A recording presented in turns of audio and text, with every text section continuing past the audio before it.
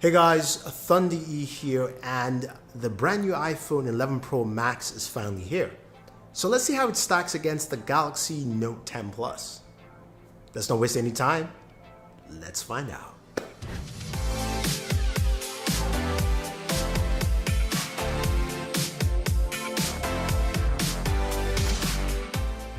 So Apple's iPhone 11 Pro Max is finally here. It's the latest iPhone device. It's now called a Pro because Apple feels like this line is more pro user in mind. And there's an 11 Pro and the 11 Pro Max. But we're looking at the 11 Pro Max because how does it stack against the Galaxy Note 10 Plus? That of course is the Pro device, and that device we know has a lot of features, but let's look at the 11 Pro Max first.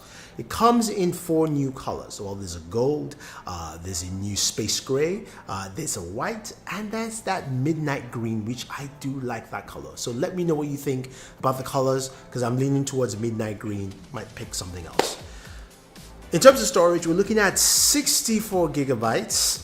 Yes, 256 and then 512. So Apple is still keeping the same scheme, if you will.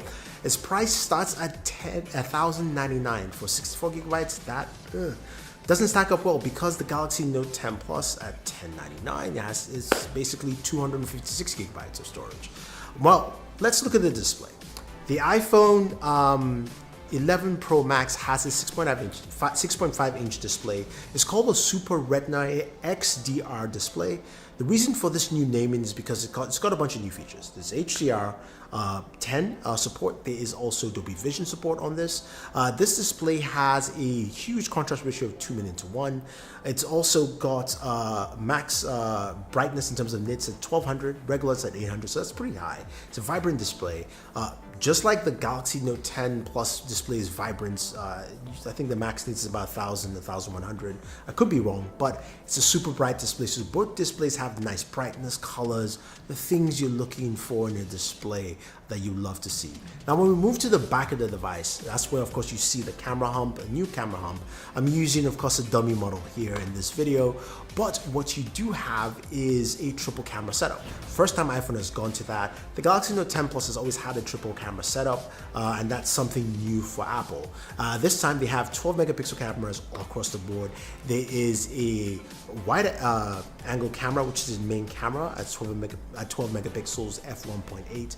The ultra wide is field of view of 120 with also f-stop of 2.4, and there's a telephoto with an f-stop of 2.0, and it's also 12 megapixels. Now the Galaxy Note 10 Plus has a triple camera setup, 12 megapixels, 116. The 16 megapixel is that ultra wide, 120 degree, I believe, field of view. I think takes lovely photos, pictures. I'm going to do, of course, we'll do our camera video, of course, on the iPhone 11 Pro Max to see what it actually brings to the table. Now that we have a newfound camera bump on the iPhone 11 Pro Max, I've got a few cases from my good friends at Spigen that I really like. The first one is a liquid crystal case. What I like about it, it's flush. It basically balances out with the raised edge of that camera bump. And of course, you've got protection all around. This, of course, is a see-through case, so you get to see the colors of your iPhone 11 Pro Max. Now, the next case here is the Rugged Armor, which is a case that I love to use. It's got that tough feel, TPU feel all around. Nice protection on your iPhone 11 Pro Max. You've got that center cutout to show you the new iPhone logo. Of course, we're using our dummy version here, but you get the idea of how this fits with your iPhone 11 Pro Max, and this should go a long way. But the camera on the iPhone 11 Pro Max is packed with a ton of features. All 3 cameras can record 4K 60, and Apple says your images will still look the same across the board, which is pretty nice. We'll see how that stacks up. It's got a night mode similar to the Galaxy Note 10 Plus, except the Note 10 Plus night mode is something that you can switch to. This is automatic on the iPhone 11 Pro Max. When it gets dark enough, it will switch over to night mode for you. So we'll see how that pans out with his photos, but there's this new next generation Smart HDR to give you better photos, and apps like FilmRig Pro allows you to record with all 4 cameras on the device, 3 at the back and 1 in the front, in 4K 60. Yes, the front-facing camera now records at 4K 60. It's also a 12 megapixel camera, And that camera allows you to record slow motion. So get ready for slow-fis. I guess slow motion selfies is what Apple is calling it, slow-fis on Instagram. It's gonna happen because now you can record slow-mo with the front-facing camera. But that's pretty nice. Now there's cinematic stabilization that does 4K, 1080p, 720. We'll see how that stacks up to steady shots or super steady from Samsung. If that's better or worse, we don't know, but we'll see how they all pan out. But it's exciting to see Apple is continuing its camera foundation. There's also easy ways to transition between each camera lens, and it does have zoom-in mic audio, similar to what we have in the Galaxy Note 10 Plus. Now, in terms of audio itself, it does have spatial audio now included, as well as Dolby Atmos, and they are stereo speaker setup, so we're going to see something different from Apple this time in the audio space, so stay tuned for that speaker test. Now, other things to see in this device, it's IP68 rated, so we have that. It's got wireless charging, as you would expect. We no information if this is faster or fast wireless charging, so I take it as it's being the same, while Samsung has fast wireless charging up to 15 watts. So mind you, 15 watts because Apple's wired charging is 18 watts. And that 18 watts wired charging will be compared to what we find with the Galaxy Note 10 Plus at 25 watts. So check out my charging speed test on the Galaxy Note 10 Plus. You'd be surprised, 68 minutes, pretty fast.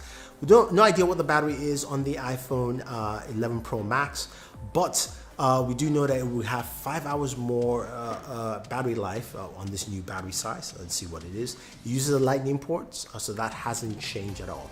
Now on the Galaxy Note 10 Plus, just a few things to mention. We know it does have a lovely display. That display on the Note 10 Plus is a 2K display. The display on the iPhone 11 Pro Max is not. The display resolution is 2688 by 1242. Again, Apple has funky display measurements, as you all would expect. It's a vibrant display on the Note 10 Plus. It has a triple camera setup powered by the Snapdragon 855 processor. We have up to 12 gigs of RAM, and it starts at 256 gigabytes of storage. It does not do 64 gigabytes, so that's a huge plus. We also do have wireless charging. We have reverse wireless charging, and that wireless charging is fast wireless charging at 15 watts. The charging there is a 25 watt charger. You can get a 45 watt on the Galaxy Note 10 Plus, and we have a 4200 milliamp battery. Now, all that being said, the extra feature we do have in the Galaxy Note 10 Plus is the S Pen, and the S Pen has a ton of functionality that we know quite well. We've got the ability to write text, we can draw on our devices. We can also use the S Pen for actions to navigate through the camera, using it in a standing position, or if you're trying to take video and photos from far away or with family and friends, doesn't matter. So you have that built in there, something that's just very unique and interesting. Plus you do have DeX, which is the ability to plug in your Galaxy Note 10 Plus to a display or a laptop and turn it into a full desktop experience. Again, something the iPhone 11 Pro Max just doesn't have.